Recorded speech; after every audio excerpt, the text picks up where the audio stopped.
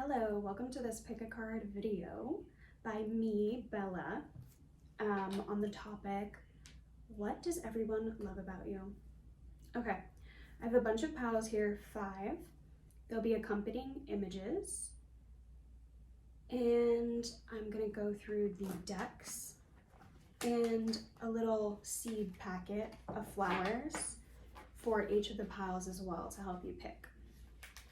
So for the first pile, we have this fairy in the purple dress, and we have the moonflower seeds. Fragrant, huge white blooms open at dusk, linger until dawn. Okay, so a little night owl here. And then this is the tarot emblemata. I'll just give it a shuffle while I'm here.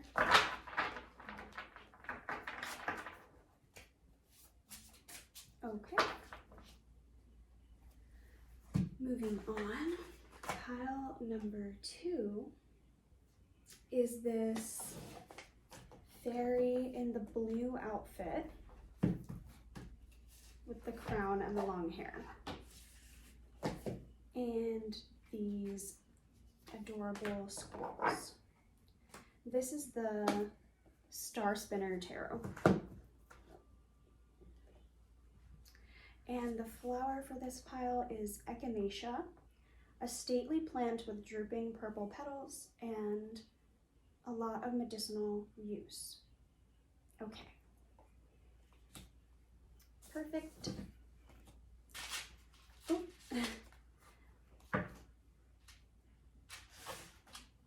Sorry, they're wanting to be switched. Okay. So for pile number 3, we have this lady in the orange and red ombre dress with the golden crown. And we have the Pagan Otherworlds Tarot and the Heavenly Blue Morning Glory seeds, pale blue blossoms on pretty vines, a classic flower of late summer in a celestial blue tone. Lovely. Okay. For pile number 4, we have this girl with the pink mini dress and I honestly forget what this one is called. You guys probably know what it is. It's been a long time since I used it.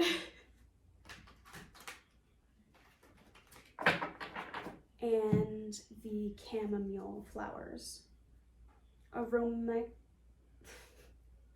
Aromatic daisy-like flowers are used for tea and in making perfumes and hair rinses. Interesting. Okay, because she's sort of in a watery environment in her photo. Okay, and for the final pile, we have the girl with the fireflies and the red flower in her hair, and the medieval tarot, and multi-hued yarrow, umbrellas of gold, white, and red, fern-like foliage, 2 to 3 feet tall, perennial. Okay. I hope that you find one that resonates with you, or multiple. You're welcome to choose as many as you like, and I will see you in your pile. Welcome pile 1. If you selected the fairy with the fuchsia magenta dress and the green belt and the rose, the glowing rose, welcome to your reading. You also chose the moonflower, fragrant, huge white blooms open at dusk and linger until dawn. So you might be a bit of a night owl, and people love that about you. People know that if they can't sleep at night and they text you, that you'll be awake and be able to text them back. So they like that. I'm looking at this photo here, and she's a bit of a fashionista, this fairy. You might have a lot of Venus in your astrology chart, or you may be just generally interested in aesthetics, especially your own aesthetic presentation. Um, hmm. I feel like this girl has like purple eyes, so you might have like a unique eye color, and people like that about you. You might like flowers. There's a lot of flowers, a lot of florals, maybe even floral perfume. Um, yeah, you might smell like roses.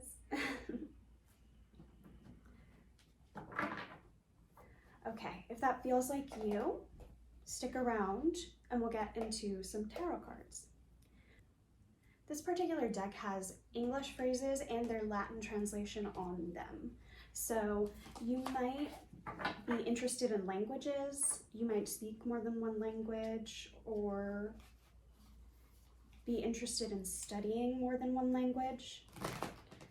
Oh, okay. That one didn't go well.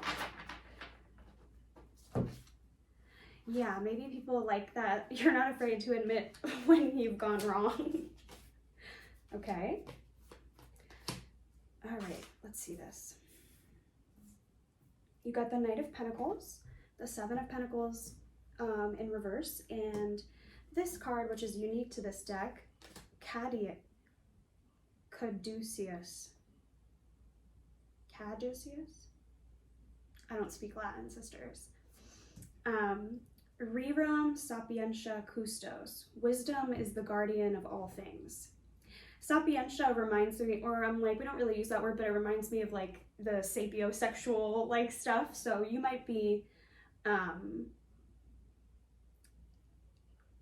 you might need to have your intellectual attention catered to if you want to hang out with someone. This symbol is also, I don't know what it's called, but it's used in like medicine and esotericism. So you might know a lot about medicine, you might want to go into medicine, be studying medicine, something like that. Or other healing modalities, that's a possibility as well. You have here the Knight of Pentacles, so people admire your patience, your determination, and your ability to get to the end of your goal, no matter how long it takes you. Okay, tell me about the Seven of Pentacles in reverse.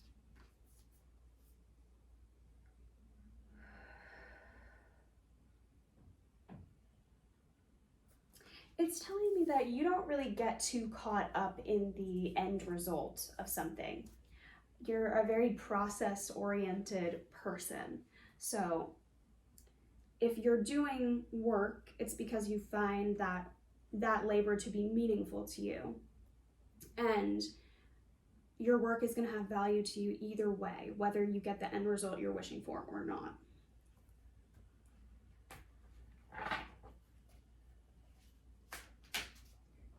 So yeah, people love that authenticity. That's a great, they love that you don't have an ulterior motive.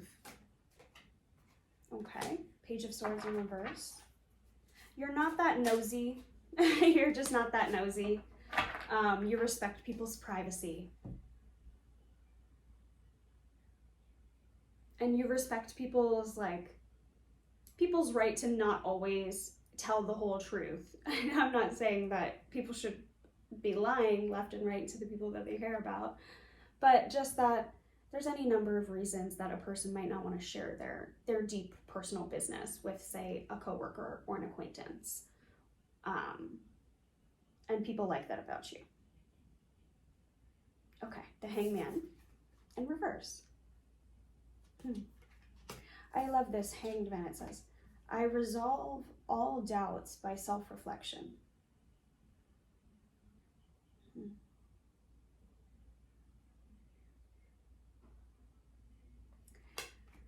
That's quite straightforward, but I'm thinking more of it in the way that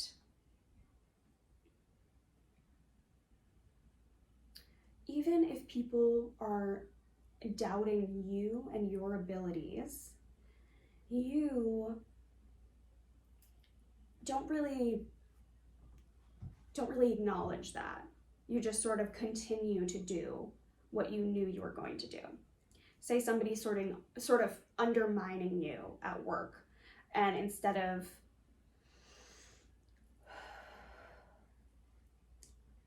becoming very upset or giving them the satisfaction of seeing you upset, I suppose, you just sort of continue to do your job successfully as you know you can, and eventually it becomes irrational for this person to be undermining you.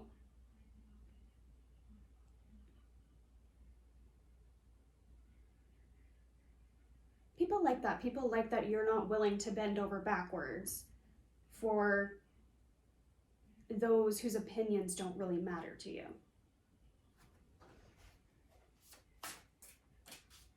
Yeah, they like how strong-willed you are. Ooh. Oh,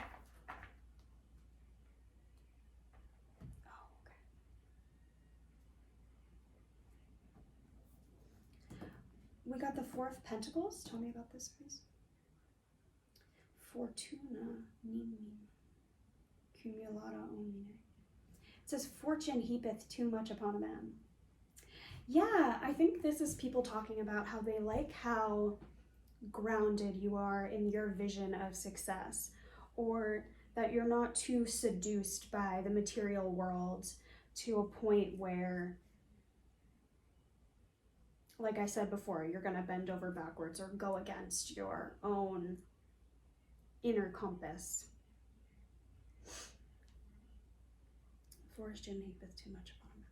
Yeah, it's almost like a kind of excessive lifestyle disagrees with what you want for yourself. This picture, it shows this sort of fish out of water here, and he's deeply I was gonna say discomforted, but uncomfortable. Discomforted, I think that's interesting. It's saying you don't find comfort in material possessions. You find comfort, I mean, I'm sure you do, but beyond that, you find comfort in your own ability to bring order to your life, more so. And then here we have as the final, we have the Empress. She obtaineth whatsoever she desireth. No, it says she, yeah, I'm gonna keep it like that.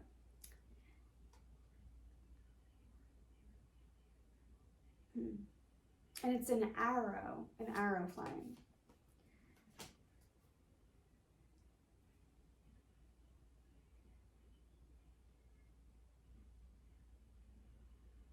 I'm thinking about, I was thinking about this earlier, and I knew it was going to come up in the reading. I just didn't know which pile. But I'm thinking about Emma Woodhouse, from Emma by Jane Austen. And I think in one of the movies, she's sort of depicted with a bow and arrow, but never mind that. I think the symbol does suit her and her sort of focused, her single-minded focus.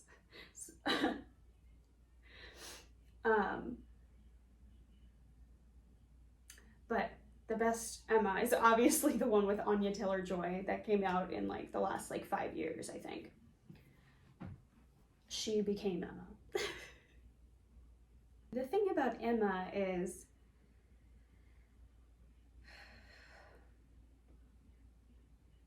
she's extremely witty, successful, privileged, and what does he call her? Young, handsome, and rich, I believe, is the opening line.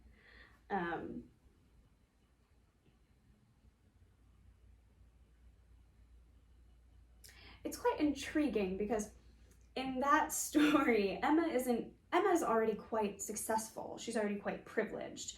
She doesn't really, it's very hilarious how she confines her own focus, right? She doesn't want to be interested in striving above her station because for her, she's at the top and it would be tacky to do that.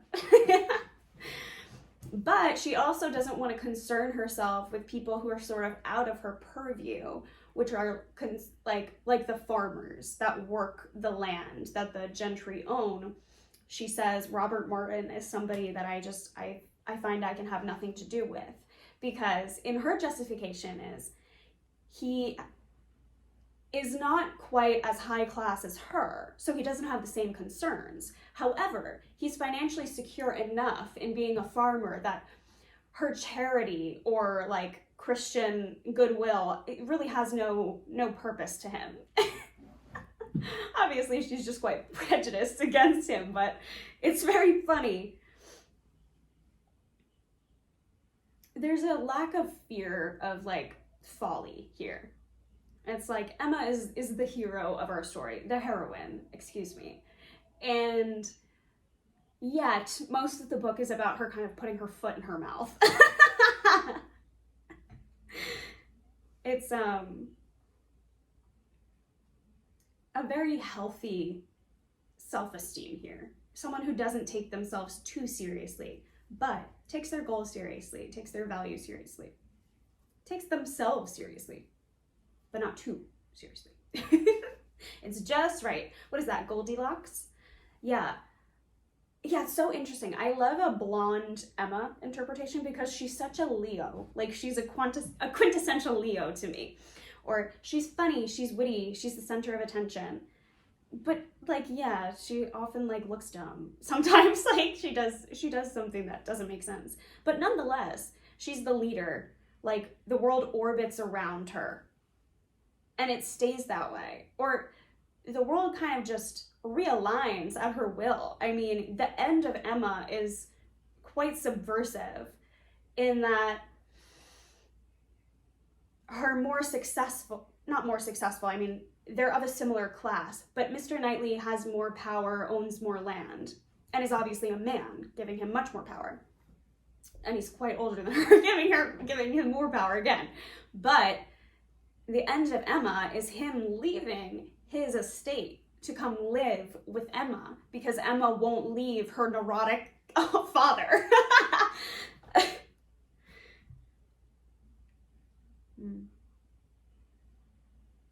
It's quite magical. Well, it's her masterpiece for a reason. Okay. Yeah, maybe you're into like old reading because I went into a lot of like academic stuff in this reading. You're a smart cookie. People love that about you.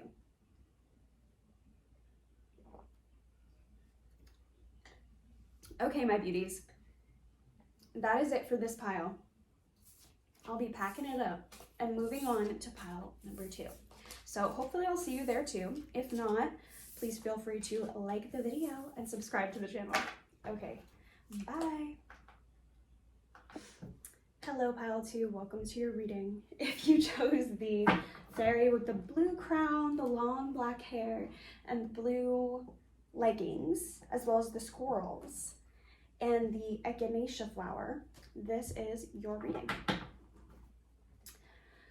Okay, first off, let me just do what I'm getting from the images. So I got up in between readings, and when I went to go sit back down, it was really hard to get comfortable. So you might be like sort of a restless person who doesn't like to sit still for too long. You like to be up and on the go.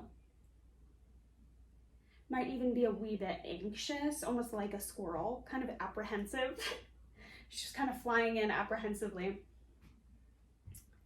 But she's also coming in like she wants to gossip. So maybe you like to gossip, especially with animals. Or you like to create gossip about animals. That's funny. Okay, echinacea, the flower. Immune boosting beauty. Oh, also a big color here is blue. So your voice might be a very significant thing about you that people love. You might have a calming presence or a cooling presence, like can turn the heat down on a situation. Like maybe you know how to diffuse a situation or de-escalate, and people really appreciate that because it's a skill. Okay, here we have echinacea, immune boosting beauty. So what I'm getting for this is I actually took a class that talked about echinacea, and most people use it like it says for its immune boosting qualities, but the class was actually about how the like traditional North American use of the plant actually has to do with like detoxification purposes as like a anti-poison or a anti-venom. So it's saying that you have like this detoxification quality, which is quite interesting. As far as the body goes, that's a little strange, but well, I guess it's not, because when it comes to echinacea, if you ingest something poisonous, then you need to detox.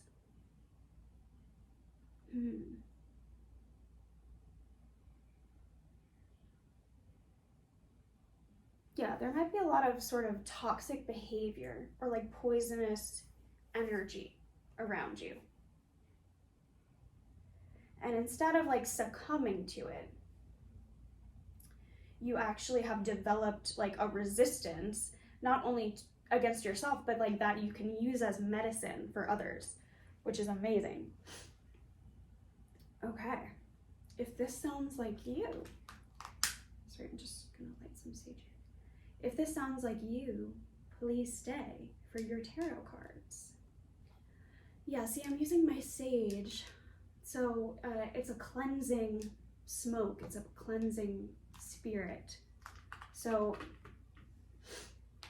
it's saying almost that you also have properties of spiritual cleansing. Okay. The Seven of Cups.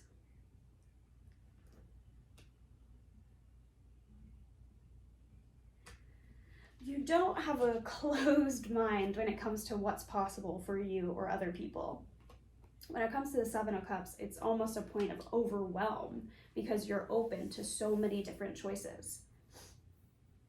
But people are refreshed by your ability to acknowledge that. And instead of just surrendering and saying, okay, I'll box myself in, you're saying, I'm overwhelmed by the choices, but I would rather that than to like hold myself back.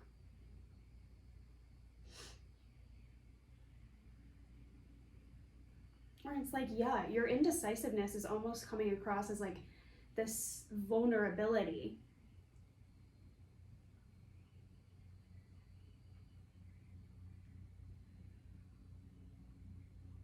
And it's showing people like, wow, like that's brave. Or like, you're not trying to fake it. You're not trying to pretend that you know everything. You're admitting, I'm confused. I don't really know what direction to go in. And people really respect that. I mean, why do people respect that so much? The Nine of Cups. Oh, wow. Because you're saying, I'm not going to let somebody else prescribe my dream to me. My dream comes from inside me. I create it. In this Nine of Cups, she is, she's dancing, and she's wearing red shoes. So there's two things I want to talk about. I want to talk about the story that I loved when I was a kid, The 12 Dancing Princesses. I'm sure many of you are familiar. But it was one of my favorites. I loved the Barbie version. I had novel versions. I had a whole bunch of stuff. I still like it, to be honest. And I think I just love the message of it, in the sense there are all these sisters and they feel in some level in most stories entrapped by their waking life. I mean, even the number of them is quite overwhelming, right? Almost like a Seven of Cups. And instead of, or I guess in some versions they're sort of cursed to go to the dancing dream world, but in others they're not. And I like to see it as like, instead of, or they go along during the day, right? But then at night, instead of just laying there resigned, they escape to this dream world where they dance all night. I always sort of saw it as freeing, even though in some stories it's like they're being forced to dance all night. Like I said, you're not willing to have your dream prescribed to you. You go and adventure in your dream world and dance. And people love that.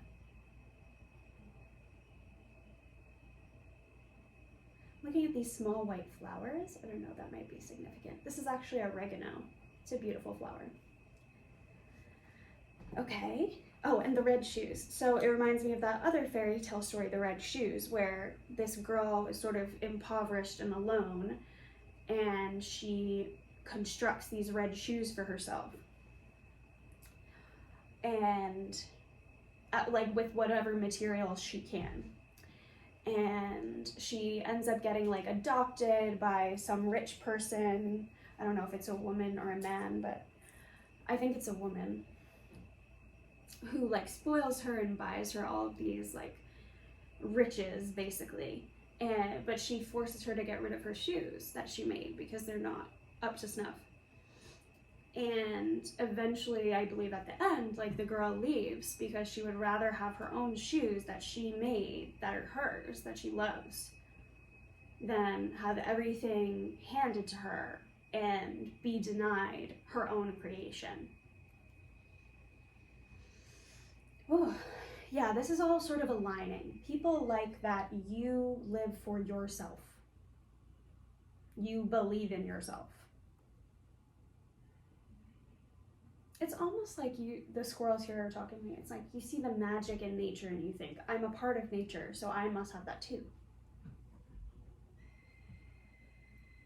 Like I said, they're sort of trapped in their waking life. It's like you don't give in to the captivity of your mind.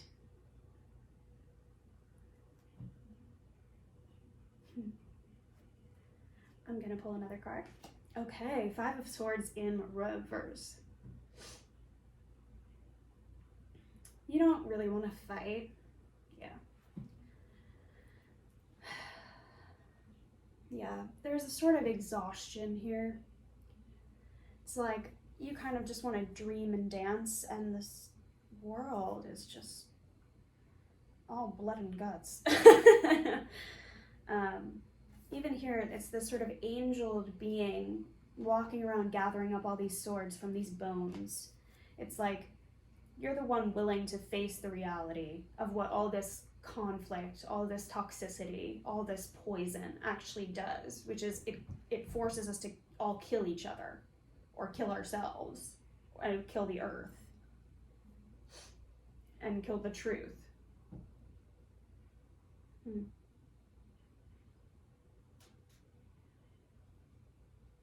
And even though like that feels, even though picking up the swords is in a certain place, from a place of resignment, of being resigned, it's better than joining in, right?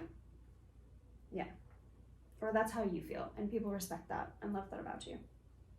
Respect that. That's interesting. Yeah, so maybe there's more than love. There's a lot of respect here that people have. Yeah, maybe sometimes people struggle to even love what you're bringing to the table because they're kind of overwhelmed by their own lives and how they feel about you.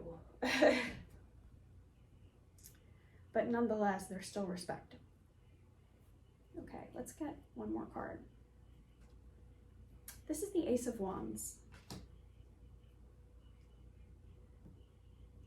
I'm seeing like a dog running like with its tongue out, or it's just like, you're not afraid to find the joy in life, even if it means you have to move or run or play or, I don't know, look stupid, you know? Even if it means you have to like talk to animals or talk to ghosts or any of these other things, you're willing to do it. Or it's like because you like the magic of it, and people see that.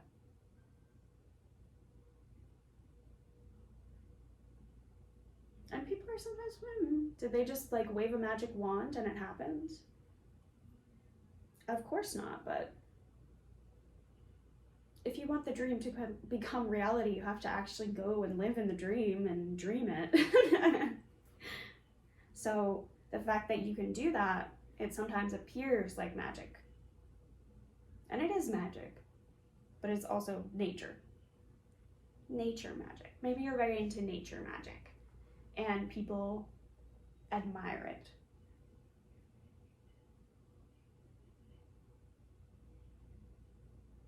Yeah, okay, I'm seeing the word focus, so maybe you have a lot of focus at your disposal, and people really, really love that.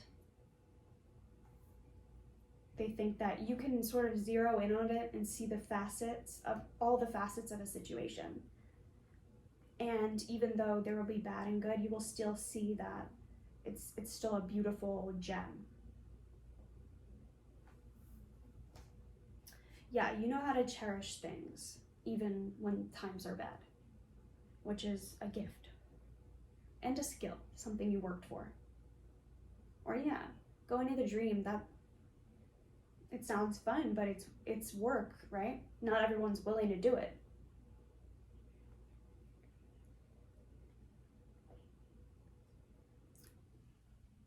Sorry, I'm parched. I said, sorry, I'm parched. Okay, so, and I'm looking at this polar bear seltzer. So it's like you're very like, or the world is parched. Like there's a drought of magic, and you are like ice. So refreshing, right?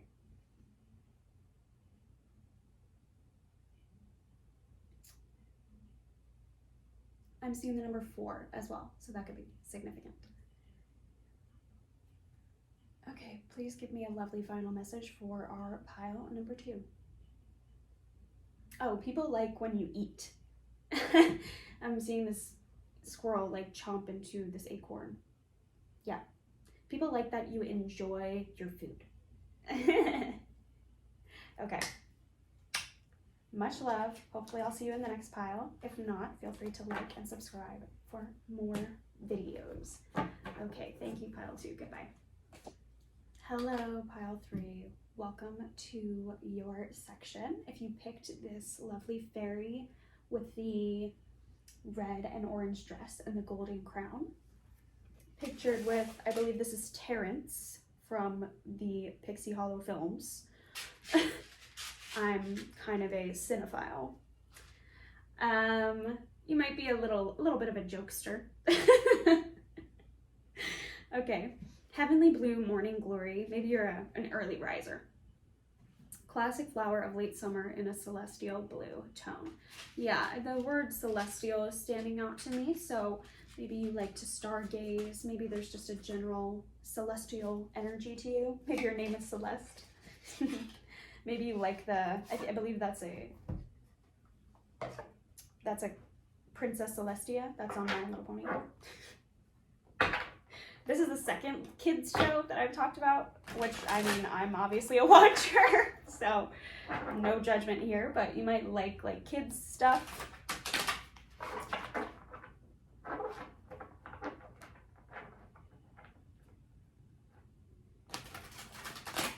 Okay, now we have the Pagan Otherworlds deck here. So you might be pagan, I don't know. Here we have Terrence. He sort of looks like he's doing a magic trick for her. So I'm kind of thinking that like maybe people like what a good audience member you are, and that you give a lovely reaction when people are, you know, going through the vulnerability of performing. Sorry, I have actual earrings on right now. I wasn't planning.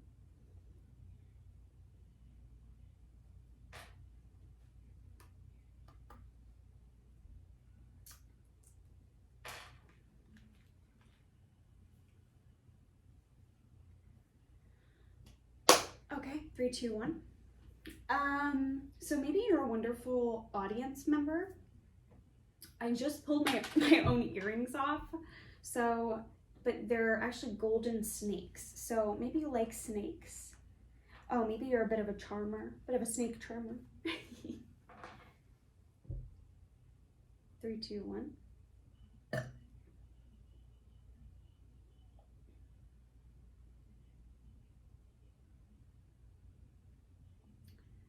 3, 2, 1. Her shoes are sticking out to me here, so maybe you have a big shoe collection or you like shoes. Okay, here we have the 5 of Swords in reverse, which we did just pull in the last pile, so maybe you'll want to check that out. 5 of Swords in reverse and the Page of Swords in reverse. you don't want to get down with the, like, you don't want to get down and dirty. You don't want to gossip. You don't want to, oh, I won't say gossip. You don't want to talk shit. You don't want to spill tea that other people wouldn't want people knowing. You want to respect people's privacy. You want to be kind. You want to treat others as you would like to be treated, no matter how curious you are. You might have a burning curiosity to know the tea, but you would rather respect someone than, you know, pry. A classic flower of late summer. Late summer. I'm like, you might be a Leo or a Cancer.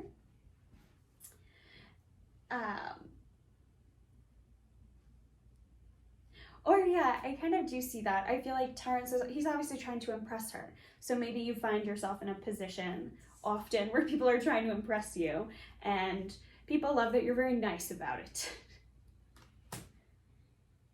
We have here the Six of Pentacles. Oh, this is lovely. This is saying that you are a very expressive and generous person. Like I said earlier, people like you because you're a generous audience member. You're not going to let them bomb. You know what I mean? Not going to watch somebody flounder. That's painful for you. You would rather share and receive in tandem, and it kind of bothers you when other people don't want to maintain the same level as harmony. Maintain the same level of harmony as you. Okay, let's keep going. Oh, you got the Lovers. Tell me about this.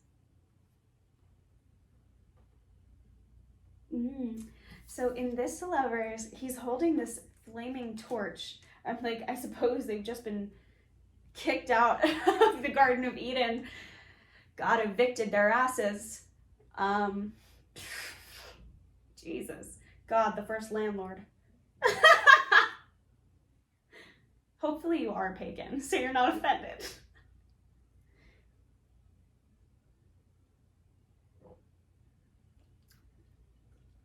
So this is telling me that there's someone holding a torch for you. Past lover, current lover. Oh, look, here's another snake. Maybe it has something to do with a snake. It also has to do with your transformative powers. People admire and love that you're not unwilling to shed a skin if it's too small for you and too itchy and fucking uncomfortable. You're gonna get rid of it.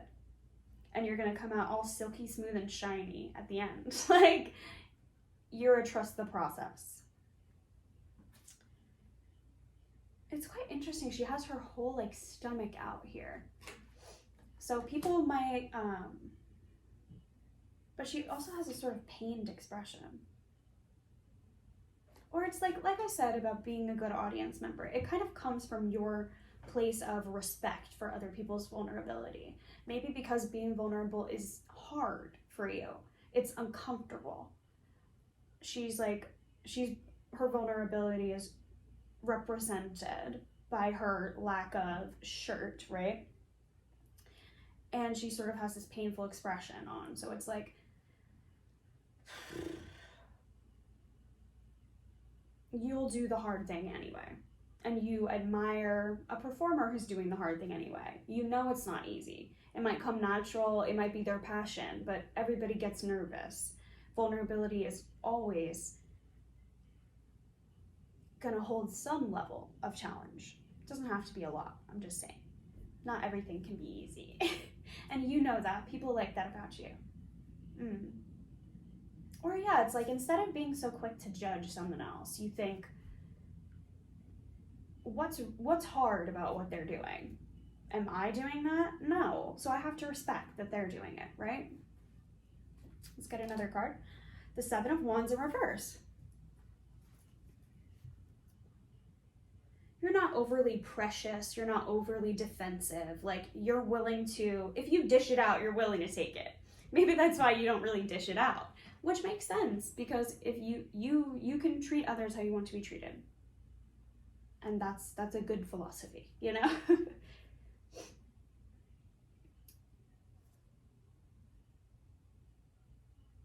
But I always, from the Seven of Wands, it's like I always get this sort of,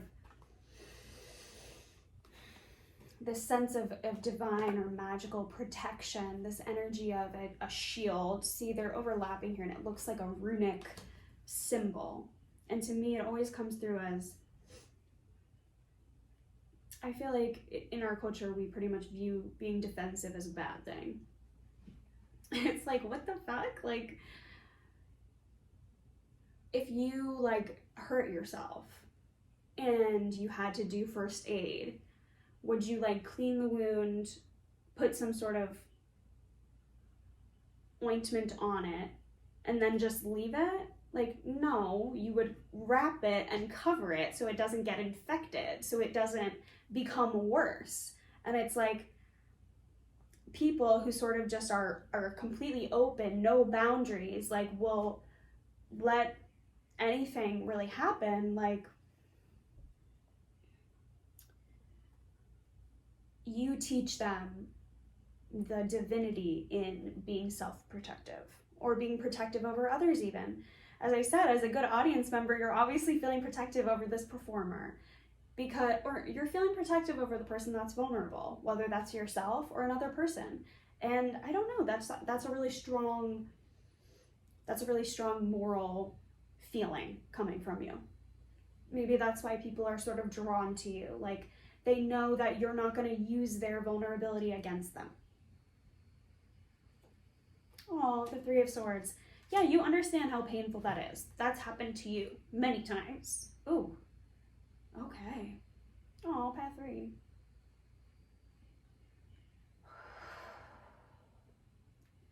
Blue morning glory.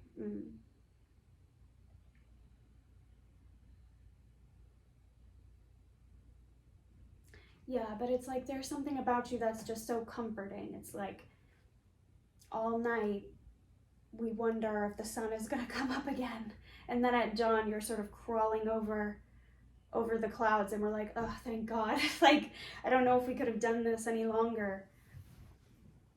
You provide relief to other people, especially when it comes to their pain. Okay. Okay, I'm seeing the word seltzer, so you might be a bubbly person. Or you're kind of like an anti-nausea, you know? You're like, you help ease people's anxiety, especially if they have incessant anxiety. You might attract a lot of people with anxiety because you have this very grounded presence. Okay, let's get another.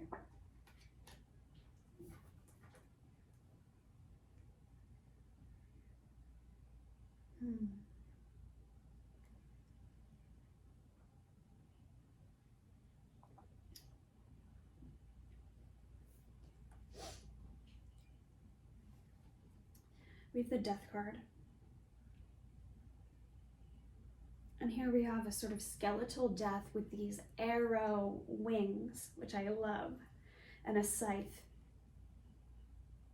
And he's stepping on the head of this deceased woman who's holding this flower out. It's beautiful.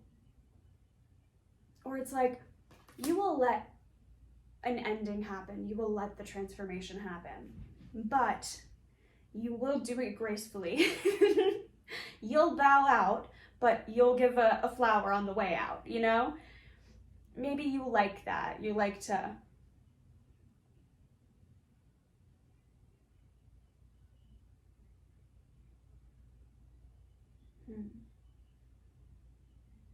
Naturally calorie-free. Interesting. It's the way I don't want the word calorie in this reading at all. Yeah, maybe you're very,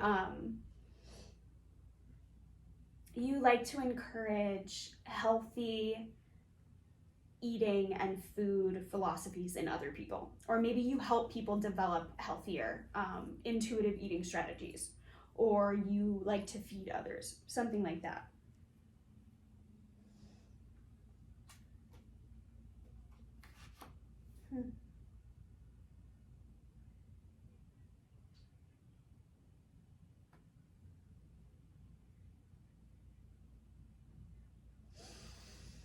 the Six of Wands here. And here it's pictured with just the wands, a ribbon, and a wreath. In this image, she's wearing a crown as well.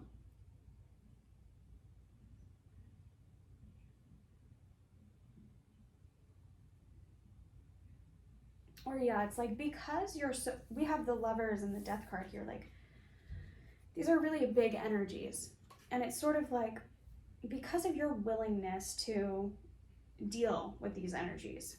Like I said earlier, I said you don't want to get down and dirty. And I said, I guess what I mean more is you don't want to get bogged down in the muck and mire of the overthinking and the competition and the bullshit. Like, because you're dealing with the Lovers and the Death, like you're dealing with life, death, rebirth, deep transformation, like divine connection. Like, these are really big energies to grapple with. Some people don't grapple with them in their entire lives. They'll experience them and they'll never realize. They'll fall in love and never realize. They'll grieve for 10 years and never realize. Like, this truly does happen. And it's almost like, because of your willingness to face those challenges head on, because you know the sun is going to come out the next morning, life sort of crowns you in this victorious energy. And people can feel it. It's coming off of you like light. Or yeah, even in this image, she has this sort of bag of light, bag of sparkles. And I suppose he does too. Yeah, it's almost like you allow things to come to an end because you know they're not what you fully deserve. You want someone who's going to have their own bag of light to shed on you. You don't want to be the only light in the darkness, and you shouldn't have to be. Okay, last card. This is the Emperor. You're that bitch, girl. Like, you are. The baddest. Big bad bitch, I'm the baddest. It was just a big bad habit, stringing you along like a puppet. I can see the desperation got you right where I want him. I hate you so much right now. Deal with it. That's so interesting. Yeah, you're not afraid to lay down the law. You said boundary, you crossed it, get to the back of the line. You can try and work your way back up the line if you've changed, but who knows if I'll have room by then. Bye. You're not clinging on to others for power. They're clinging on to you. Or yeah, it's kind of like this image. He's entertaining her. He's almost gesturing for her. You know, he wants her favor. He wants her attention. It's worth something to him.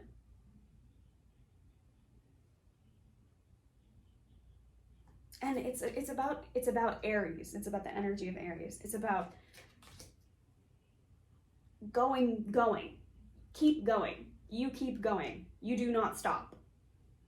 It's like I had a phase this year where I was obsessed with learning about Mount Everest expeditions, successes and failures.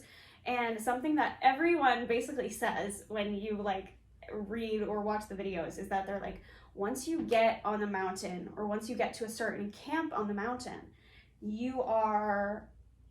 it's every man for himself. Like, you cannot rely on another person to get you to the top or get you back down. You need to be able to do it by yourself. A lot of people can't, or like a lot of people who can still die, and a lot of people who can't die more, you know? So that's kind of life, chickadee. And you're kind of just the king. I don't know. You're the king. I don't know what to say.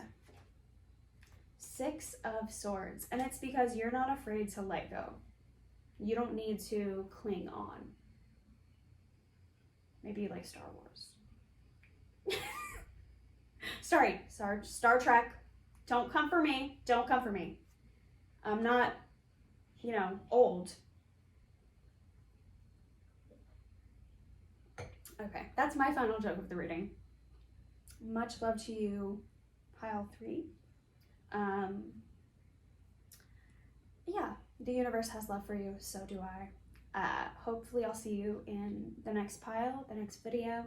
Please like, subscribe, and have a good one. Hello, pile 4. Welcome to your reading. So happy to have you here.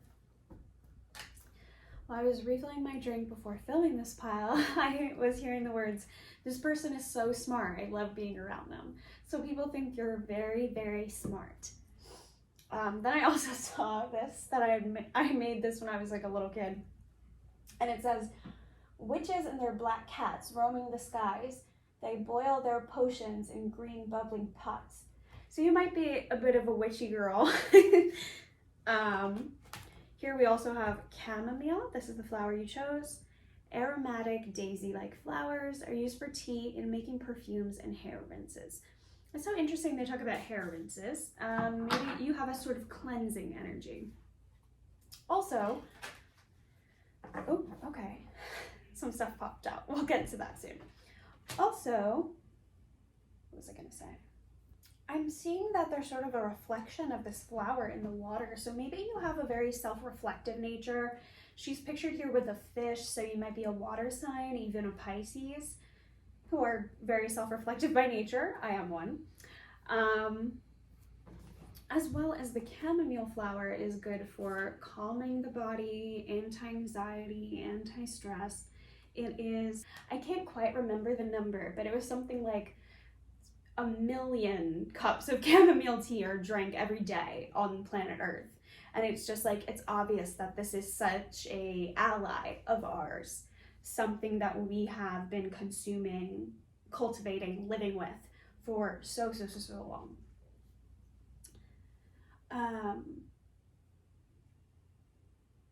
Maybe you have like a very precious connection to the natural world. Maybe you cultivate your own plants, or you cultivate animals, or you just find a way to caretake the earth in whatever way that you can. Here we have, she's in this very adorable mini dress, which I wear a lot because I'm quite short. So you might be quite short. She's here with pink and blue. Those might be your favorite colors. And she has this sort of like innocent, like amazed expression on her face. Also, she's talking to this fish, so maybe you might like the Little Mermaid. It reminds me of Flounder.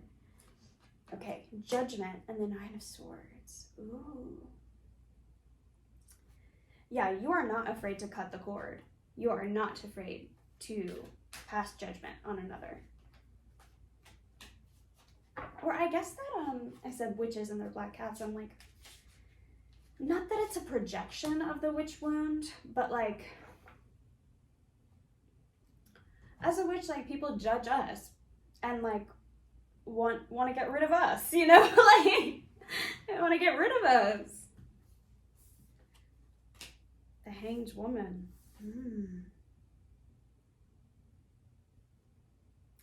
Yeah, maybe you are,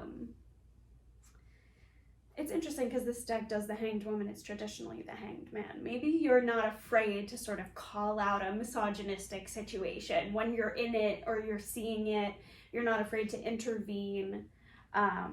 Water is a very, not in all cosmologies, but in some is considered a feminine element and sort of the feminine purview.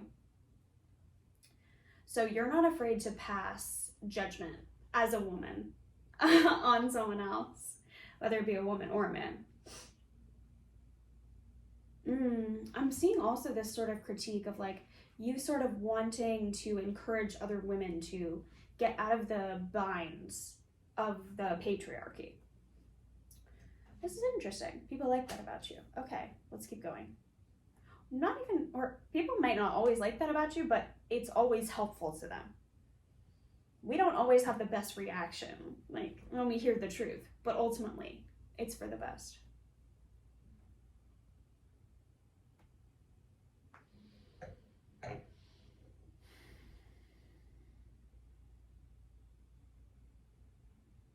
Okay, I was thinking about this earlier today and I was like, I wonder why that came into my head. It was because now it's the Two of Swords in reverse.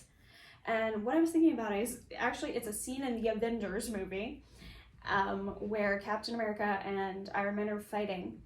And Captain America's like, you're not the kind of guy to like, I don't know what specific words he says, but like, you're not the type of guy to like put your own self on the line. You're not the type of guy to self-sacrifice. And Iron Man, he goes, I think I would just cut the wire, is what he says. So what he means is, I think I would just find a different way. I think I would find a way to save myself and the other person. I think I wouldn't accept the edict that I have to self-annihilate in order for the greater good. You deny that, and you deny that that's what women should do, because like that's basically what we're taught. Or sorry, maybe that's extreme, but that's what I think. So you're like, no, I'm not gonna choose an axe execution or a sword execution. I'm just not gonna get executed. Eight of Swords in reverse. Yeah, you're nobody's captive. No, absolutely not. Knight of Swords. This is the only male pictured here, and it's sort of like, you're not afraid to acknowledge, like,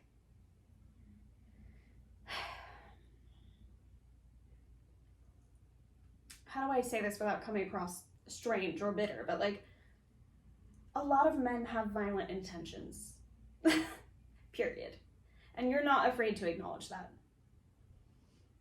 And people are saying it's a good thing. They love that about you, because rather than living in this delusional world where nobody does anything wrong, and yet people are constantly being violated and victimized, it's like, well, that's not making sense now, is it? Yeah, you're not afraid to tell someone when they're not making sense. The Ace of Pentacles, wow. Ace of Pentacles, it's like, I almost want to flip it back. Oh, it's like I'm holding my card close to my chest. Interesting. Yeah, maybe you are holding your card close to your chest. Maybe so. Because it's like, you're not afraid to get to the heart of the matter. You're not afraid to reach inside something and get to the root of the problem and yank it out. And I don't know, I mean, this is sort of like, it's a judgmental energy, right? Not that it's negative, because judgment is just seeing something clearly, right?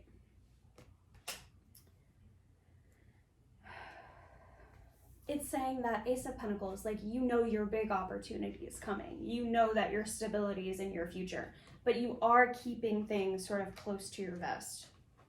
This fell under the table. Maybe you're used to like having to operate under the table, used to getting paid under the table, something like that.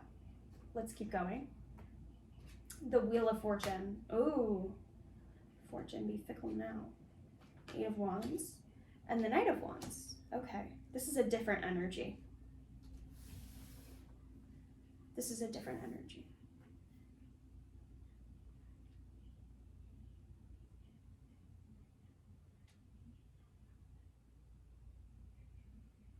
Okay, this is actually a different person. Okay, so that was all context. Okay. It's not saying that random people like this about you. This judgment that you have. It's saying this person likes that about you. This person thinks you have good judgment. The Wheel of Fortune, the Eight of Wands, and the Knight of Wands. So something is shifting. I can hear the wheel cranking.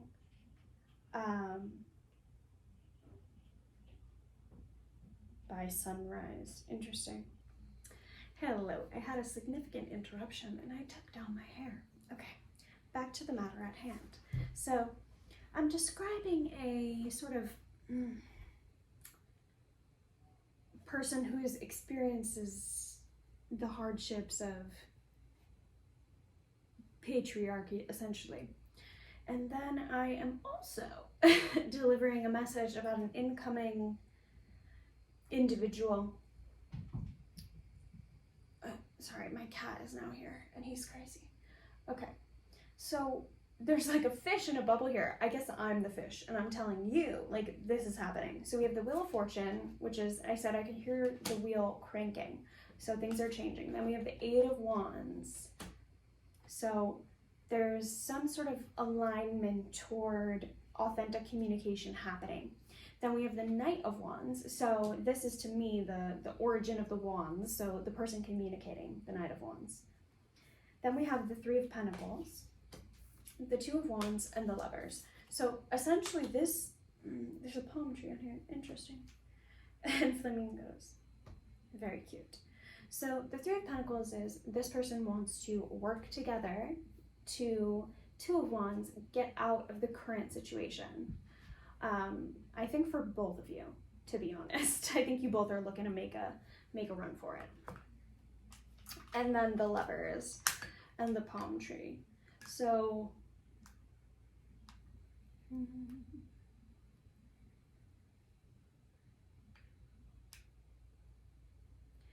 I'm hearing that song, Renee Rapp's new single, Mad, who is a star, by the way. Dead Star. Death Star, I think that's Star Wars. Okay, beyond that. Renee Rapp, she's a true star, and her new song is Mad, when it's saying, like, all that time you wasted being mad. We could have been hanging out, we could have been cute, we could have been having sex, we could have been having fun, basically. She's saying, but you want to be mad. Which I think is actually a really original and, like, fun idea for a song.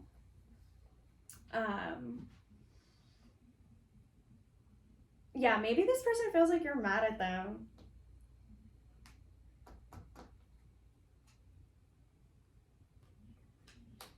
Princess of Wands. Yeah, I don't know. You might be younger than this person, but it's sort of seeming like to me that you're both in the same position, except she's standing sort of in tree pose with her one leg. So she's sort of like, I'm doing it on one foot. Like, what are you doing? Two of Pentacles. Things are changing. There are changes happening in this dynamic. Don't say I didn't warn you.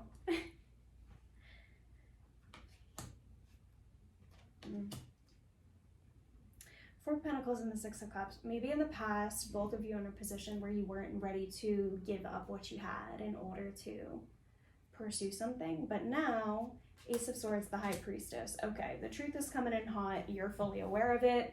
I'm here to confirm. Also, the Ace of Swords speaks to me about destiny. I think of King Arthur and Excalibur, and it's like, that was always going to happen. The only thing that could have stopped it from happening is him never trying to pull it out, you know?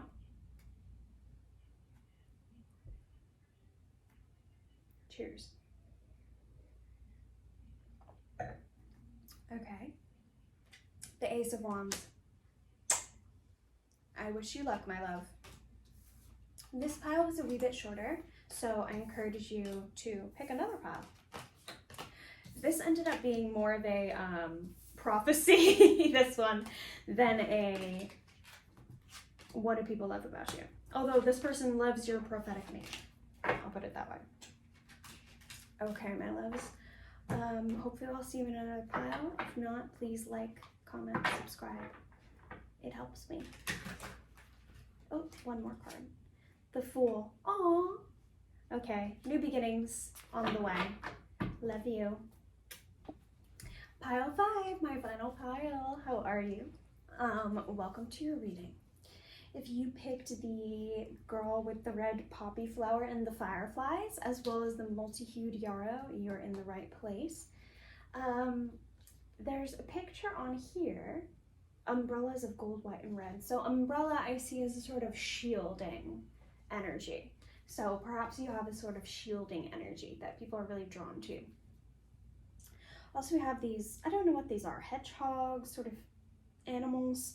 Anyway, they're hanging their yarrow to dry. And it makes me think that maybe you're harvesting something, you're getting into working with plants, you're drying flowers, something like this.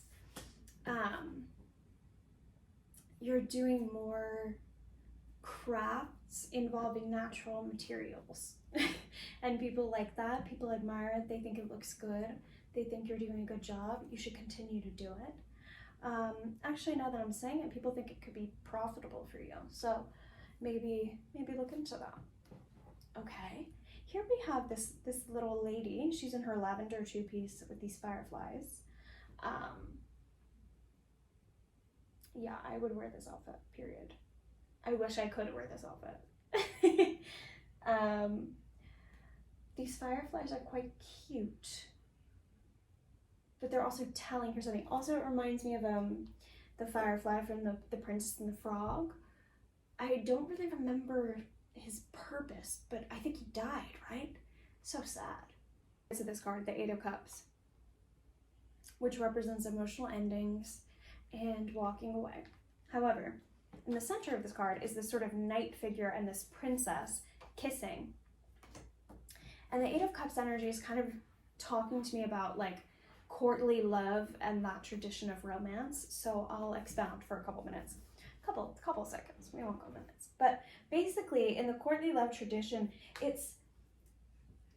you don't really find the love story within a marriage. It's very common for the love story to be extramarital.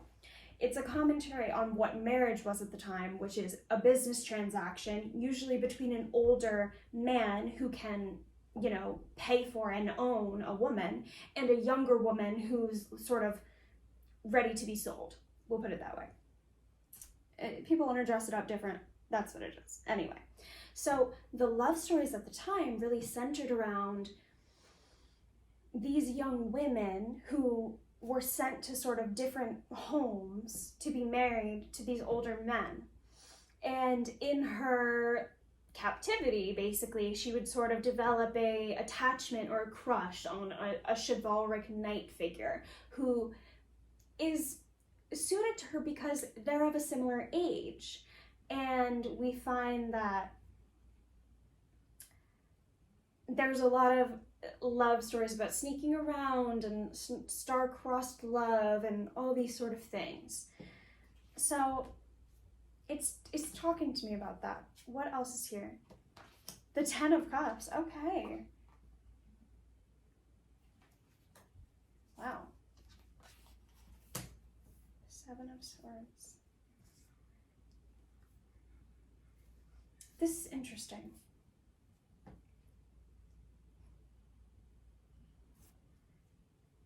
It's almost talking to me about how sometimes it's okay to sneak around. Like maybe people like that about you. That you're willing to bend the rules if it's for love.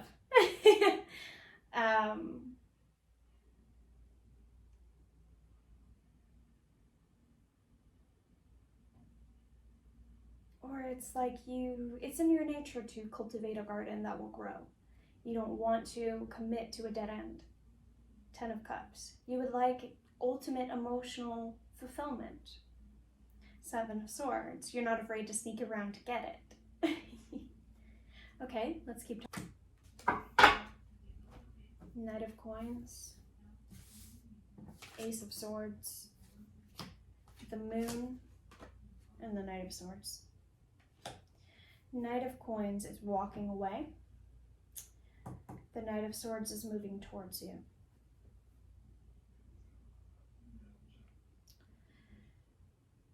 There is a long time mystery being resolved. There's a truth coming to light. The Five of Coins. Oh, here we're back to our courtly love situation. He's kissing her hand. Yeah, it's almost saying like we couldn't be together because of everything else. Three of Cups. There's a watermelon here. Yeah. Yeah, there's almost a yearning for freedom, even if it means being rejected by larger society here. 8 of Wands. There's a need to communicate, definitely. Or actually, it's quite interesting what's on this card. It's like one person chasing another, then 2 people fighting, and then people like whispering a secret. And it's like, all these are different sort of expressions of things that you can do with a person that you love. It's almost like these people don't want to be, tied to one identity. They don't want to be trapped. Trapped in such a way that it means they can't pursue what they love. The Knight of Wands. Interesting. Oh, so this is a commentary on the communication. It's saying it's coming in very quickly. Queen of Swords. And the 2 of Coins. It's coming in very quickly.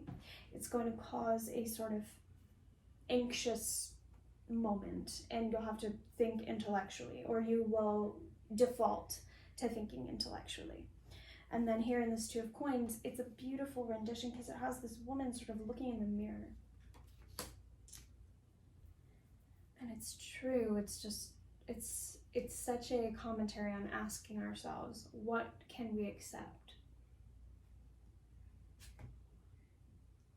The 9 of Coins. Okay, this is a special 9 of Coins because she follows this long winding path, and at the end there's a ring, a shining ring. It flopped down, it said enough said. So maybe there's some serious feelings here in this situation.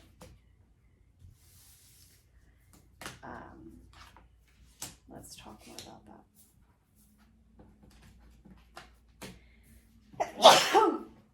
Also, I've like started and restarted this particular reading multiple times. Like, it seems to me that there's just something about this that couldn't quite get off the ground, and it's coming back around now. So please tell me why and what this person loves about pile 5. The Empress. Okay, so it's coming home to roost. Like, your manifestation is coming to fruition. What do they love about pile 2? 2 of Cups, another sort of medieval couple. Like, they feel understood, they feel loved, they feel like you're equal. That's what the courtly love tradition is about. It's analyzing the way that unequal relations permeate our supposed love relationships, and it's this yearning for a actual equal. 9 of Cups, the Empress, the 2 of Cups. Or, sorry, the 9 of Coins. But I misspoke on purpose. It's saying that you, as the Empress, you deserve anything that you want. If you want to have an equal loving relationship with this person, then that's what you deserve. If you want to be alone and walk a winding road until you find another person who you deserve, you can do that too. She obtaineth whatsoever she desireth. The Empress. Period. Let's keep going. This is the Ace of Wands. So you might have a lot of passionate feelings about this person. The Hanged Man, but maybe things have been on pause for a long while and you don't necessarily know if they can return to their full glory. The Falling Tower. Damn. There's a lot that had to die or be destroyed about this connection for things to work. It goes back to our original card, the 8 of Cups. This is about abandoning what's broken, not attempting to fix what cannot be fixed. Maybe the meeting of this person brought to your attention all the things about your life that you could not change, that you had to abandon, and sort of left you with only yourself and all this destruction to consider. This connection had been repressed or passed on in the past because it was illogical, it was overly vulnerable, it was unacceptable to someone like the King of Swords. Let's keep going. The 5 of Swords. the Page of Swords, and the Force, which is the Strength card. You surprise this person a lot. We have the King of Swords here, so maybe this person is older. I know I said earlier before that courtly love is all about being equals, but equals doesn't necessarily mean equal age. I mean, it could be a 20-something-year-old woman, a 30-year-old knight versus a 60-year-old man. You know what I mean? So it's sort of saying, like, Five of Swords, like, maybe you guys got into it, had a bit of a hurtful debate about things, and you decided to sort of just go on your own way. We have the Page of Swords here. He has this wonderful feather in his cap. He's a bit of a dandy. He has a black cat by his side. And then we have the Strength card, which is a woman with a lion. It's quite interesting. It's this man who has a black cat for a companion who he can't even control. And then this woman who's sort of exerting all this control over this lion through her gentleness. Maybe you guys have different approaches to how to deal with your shadow, with your unacceptable, quote-unquote, desires. Okay, let's keep going. The Sun, the Star, and the High Priestess. Holy shit, guys. It's happening. It's happening. The Sun, the Star, and the High Priestess. Everything's aligning. I'm drawn to this checkerboard. Like, someone just made their final move. Or it's like you put this person in checkmate.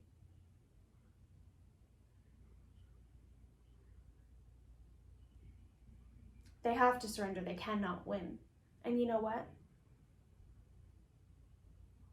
That's not a death sentence. That's not a conviction. That is you, as a celestial being, say, be true to your heart. Is that so wrong? I heard the word yes. I don't know who said it, but somebody. But yeah, I think it's right in the sense that this person has been made to feel that their natural inclinations are wrong. And maybe that's why this took so long and was so difficult. Here we have the Pope, so the Hierophant, but also the partner of the Popess. Interesting. I mean, God knows. Sorry. Four of Swords, the Pope, and the Four of Swords. So we're going from the Pope, which is the biggest sort of religious leader, and then we have the Four of Swords, which in this medieval deck is expressed by this desert hermit type person. And it's almost like you as the Pope have found a new god. You know, you're following the High Priestess, the Sun, the Star now. You're not following the Pope anymore. And it feels so freeing to relinquish that.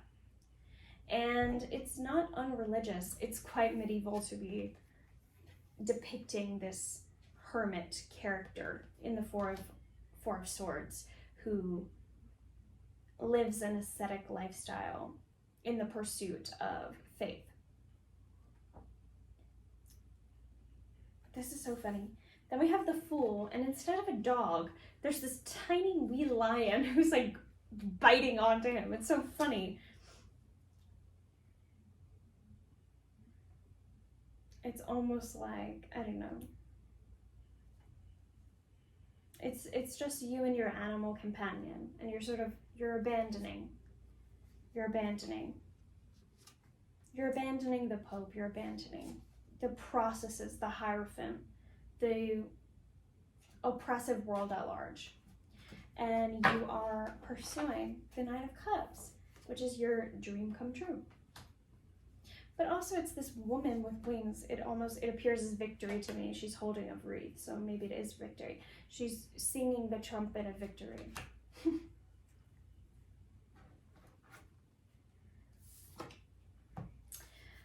The Lovers. Yes, I was just about to say this reading ended up strangely because I feel like I mostly didn't end up talking to you, pile 5. I ended up talking to this other person who wants to talk to you.